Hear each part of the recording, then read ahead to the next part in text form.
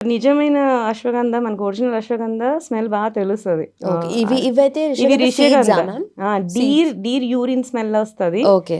అది అందుకే రిష అంటారు. రిషగంధ అంటారు. రిషం అంటే డీర్ అన్నమాట. డీర్. ఓకే. సో దానికోసం దీనికి ఆ పేరు వచ్చిందనమాట. ఇవి సీడ్స్.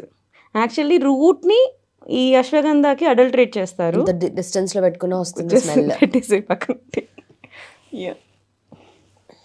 ఇది చాలా ఘాటు ఉంటది ఇవి. యాక్చువల్లీ ఇవి మనకి ఒక 10-12 ఫ్లవర్స్ నైట్ నానబెడితే నెక్స్ట్ రోజుకి వాటర్ తేలుతుంది. సో మనం సీడ్స్ అవన్నీ పడేసి కింద వాటర్ మాత్రమే తాగాలి. అది ఎక్కువ తాగలేని చాలా చేదు ఉంటుంది ఇవి. బట్ చేదుయే డయాబెటీస్కి పర్ఫెక్ట్ అనమాట. సో ఎంటీ స్టమక్ మీద తీసుకోవాల్సి ఉంటుంది. ఒక హాఫ్ అన్ అవర్ అయిన తర్వాత ఇన్ జనరల్ ఫుడ్ తీసేసుకోవచ్చు మీరు.